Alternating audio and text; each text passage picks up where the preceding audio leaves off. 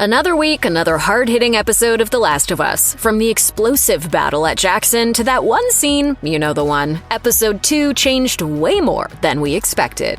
When you first meet Abby in the game, she's a complete mystery, and it's only as the story progresses over hours of gameplay that you start to get an understanding of what she's been through and what her motivations are. And like the grave scene in episode 1, the second episode makes it crystal clear that the show is intent on jump-starting that emotional connection between her and the audience. The episode opens with a distorted dream/memory of Abby watching her younger self in the hallway just outside of the pediatric surgery room at St. Mary's Hospital, warning her not to keep going.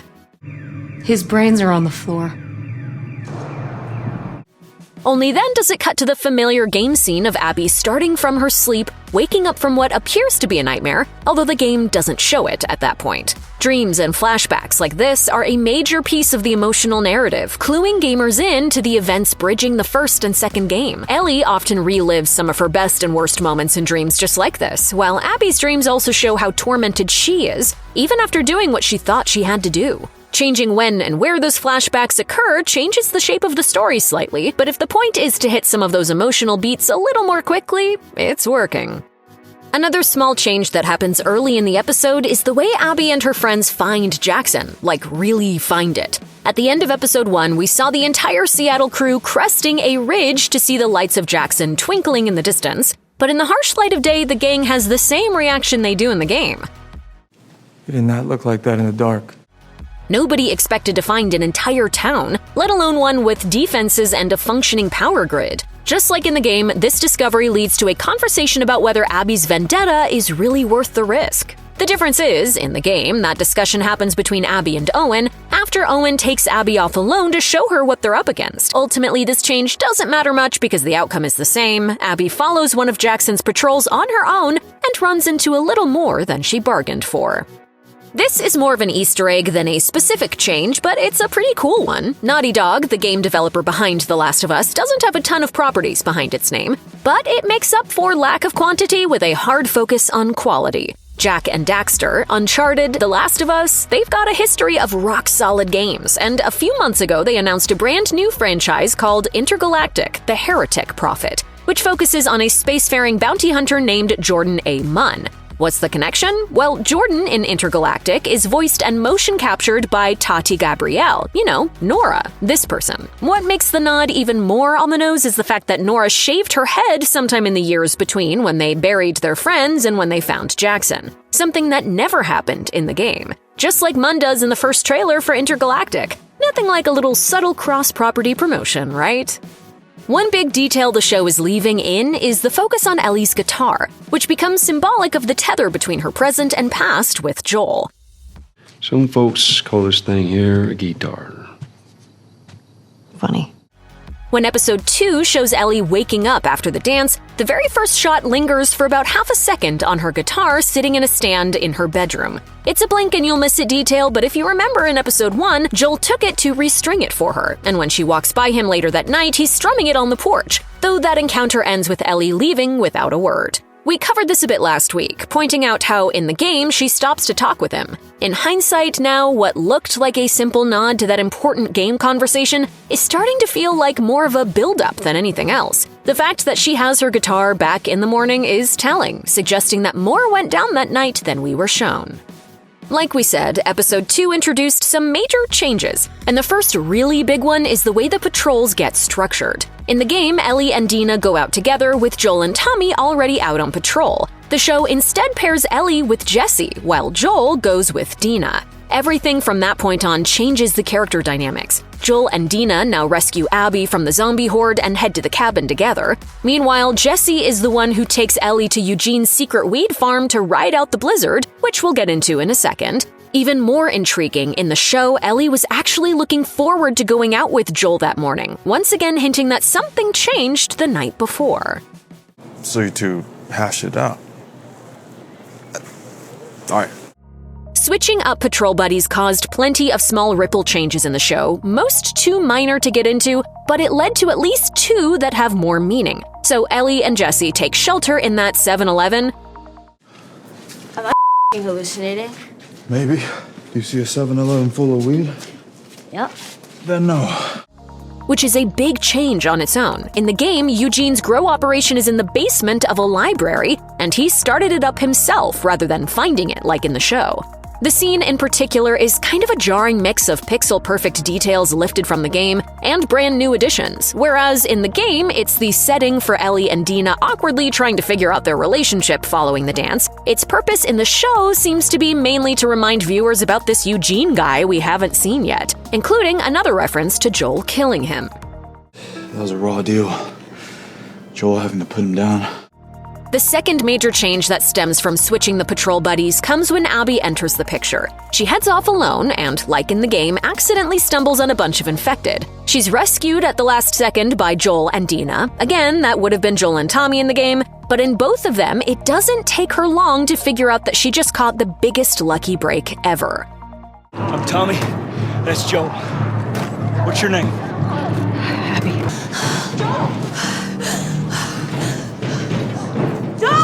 Up here! That moment specifically actually fixes a problem people had with that scene in the game. Given all the enemies Joel and Tommy have made in the past, a lot of fans figured they probably wouldn't be so eager to give their names to strangers. Y'all act like you heard of us or something. Having Abby simply overhear Joel's name instead gets around that. Putting Dina on patrol with Joel also makes her a witness, more or less, to what happens at the cabin. She learns some names and gets some details about Abby's crew before she gets put under. But most importantly, as far as this episode is concerned, it frees up Tommy to command Jackson's defenses. Jackson, hold! There are a few things we have to talk about in regards to the massive infected assault on Jackson. In the game, it never happened, so let's get that big element out of the way.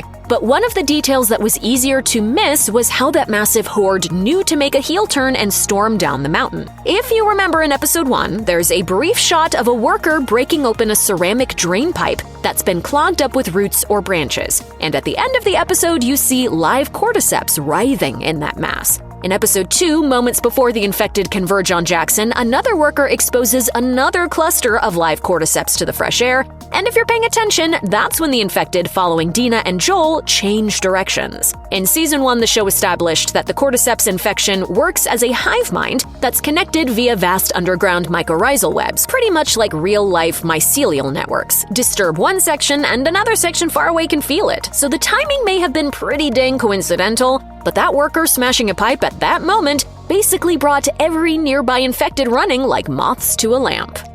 Even before all the infected come knocking, it's obvious that Jackson's defenses are way more involved than they were ever shown to be in the game, unless the plan there was to throw snowballs at them or something. Suck it!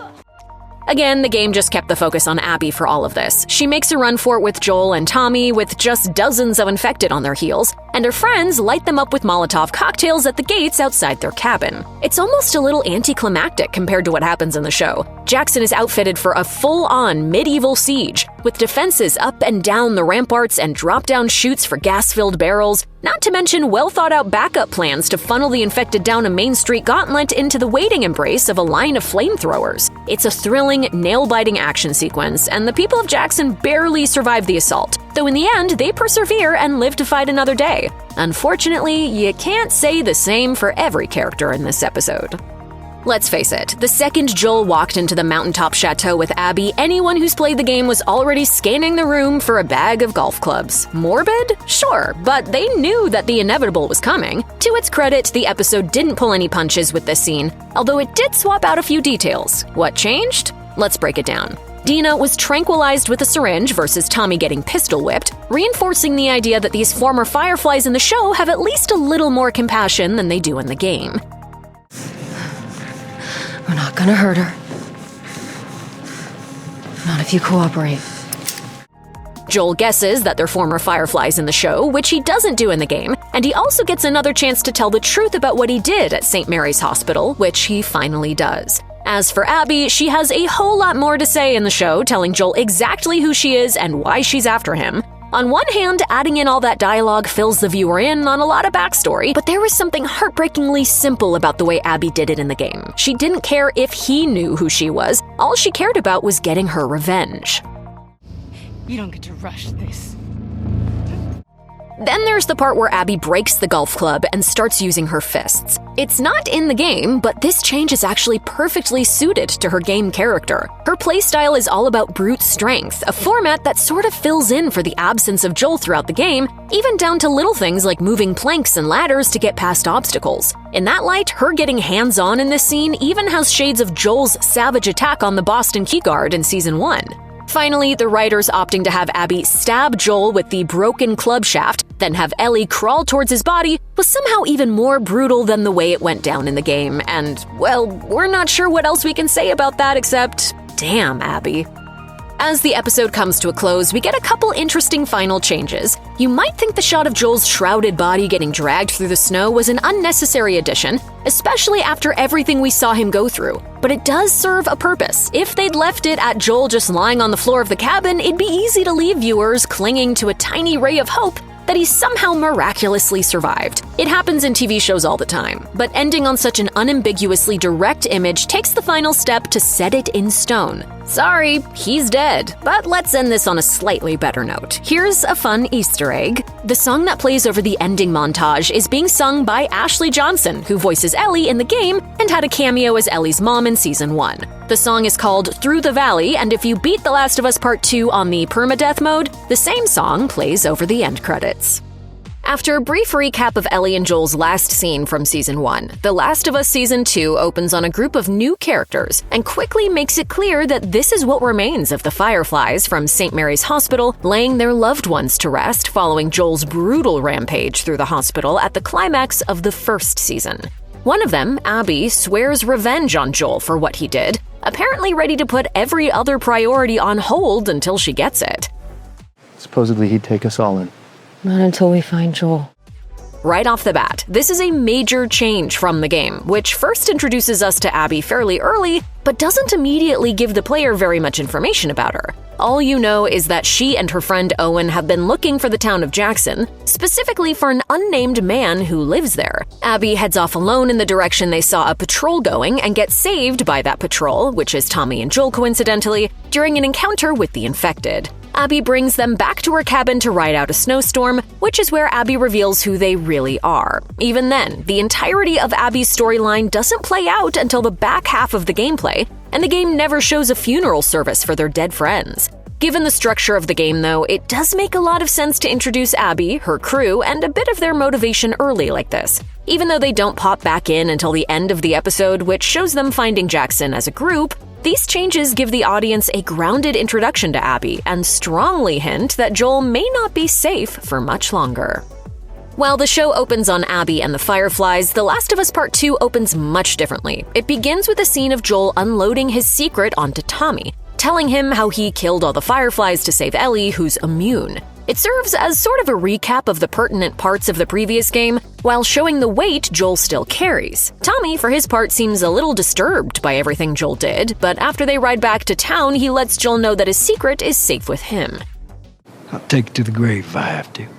Episode 1 features a scene that serves the same purpose, but changes two vital parts of that exchange. First, Joel isn't confessing to Tommy, he's talking to a psychotherapist in Jackson named Gail. Second, and more importantly, he doesn't really tell her his secret. He simply implies that he's done something terrible. Did you do something to her?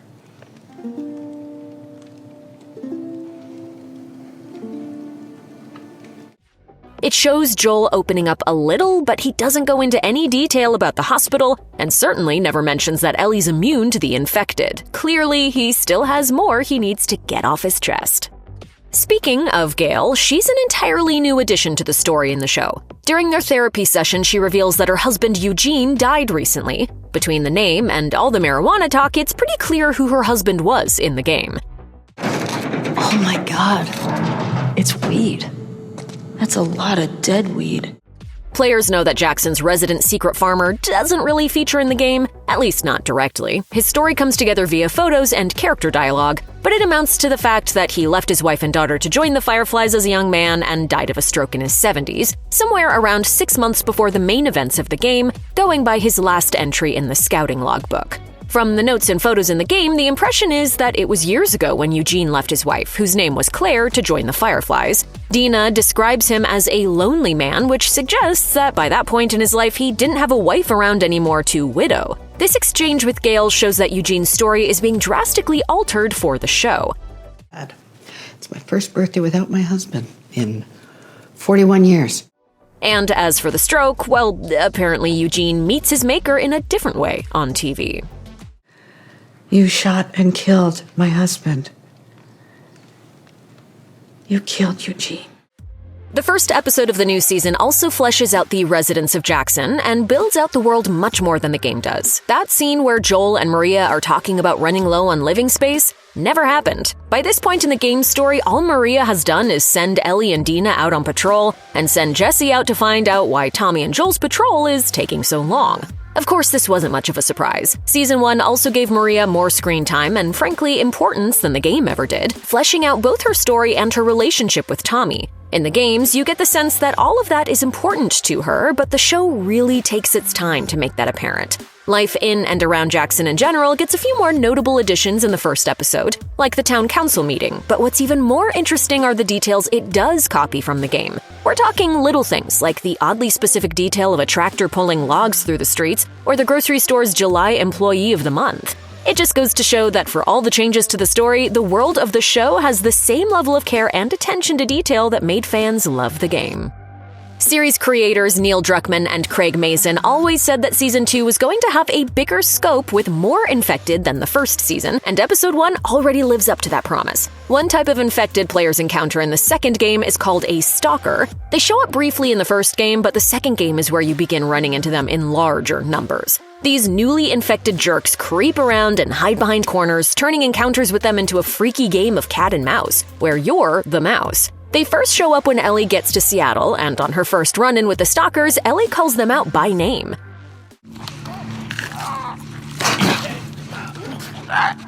Stalkers. Episode 1 changes nearly everything about that. Credit where it's due, the Stalker itself is terrifyingly accurate.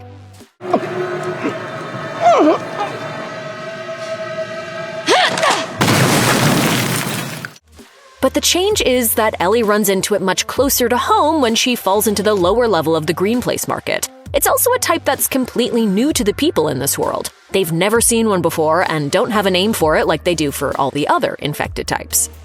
It did what we do. Took cover, planned, waited, lured me in. Stalking. One unexpected outcome of Ellie's Stalker encounter for game fans was the fact that it bit her. Now, Ellie does get bit again in the game, right there on her side, in the same spot the show's Stalker got her, but it doesn't happen until a whole lot later in the game, and she doesn't bother trying to hide it. She does in the show, though, first covering it up when Dina bursts in and later painstakingly cutting the spot with a knife and stitching it back up to disguise it as a normal wound. At this stage in the story, it makes sense that she would do that. She's still in Jackson, surrounded by people who don't have any idea about the immunity she spent so long hiding. Did you notice those scars over the bite mark on her arm? Yeah, that's the distance she'll go to keep her secret safe. On one hand, seeing the town dance in the first episode was a surprise, although it makes sense chronologically. The night's events play out pretty much beat for beat the way they happened in the game. Hey. It's a family event. In the game's narrative, the dance is shown through a flashback, but again, it's not too much of a shift in the timeline. When the game picks up with Ellie's present storyline, she's literally waking up the night after the dance happened. Characters keep talking to her about it, but as a player, you don't really know everything that happened until you get to those flashbacks. Wait, you kissed Dina? Oh. Another tiny change is that the game's dance wasn't a New Year's Eve party. It happened in March, but as far as the show is concerned, that was probably a decent detail to change. After all, how many parties can a ragtag commune of survivors really afford to have every year? In the game, scouting patrols out of Jackson follow a pretty simple format. Teams of 2 head out to cover predetermined routes roughly once a month. They rescue anyone who needs rescuing and take out any infected they see, log their activity in a book, then head back to town. Ellie's first patrol with Dina happens the same way in the show, but with a few crucial differences. The first difference is the number of scouts. It's a group of 5 in the show. Second, those green and yellow flags are a new addition. Today's all clear sign is yellow. Yellow good, green bad. But third, well, to put it simply, a lot more happens on that scouting trip in the game. Ellie and Dina do run into infected at Green Place Market, although it's a moose rather than a bear that led them to it, but they don't go right back to Jackson afterwards, to say the least. It's a relatively small juggling of the order of events, but it's already clear in the first episode that the show is following a more streamlined, direct timeline. Let's look at one more example. There's a shot very close to the end of the episode after the altercation at the party that shows Ellie walking back home in the snow. As she passes Joel's house, she sees him sitting outside on the front porch tuning her guitar. She pauses briefly, they make eye contact, and she then continues on without a word. Given everything that just happened in the episode, this cold exchange doesn't feel out of place in the least. That said, it's a fascinating addition to the episode for the simple reason that this scene does happen in the game as the very last scene of the game. And there, she does stop to talk to him. They have a strained but honest conversation that shows you the unflinching truth about where their relationship was at that point. There are obvious reasons that conversation didn't happen in this episode, but nodding to it there at the end definitely gave some game fans a few emotional flashbacks of their own. Maybe it's even there to remind us know-it-all gamers that there are going to be plenty of surprises in the show that we can't predict. After all, it's not like we expected any cordyceps to start growing out of a pipe in the middle of Jackson either, did we?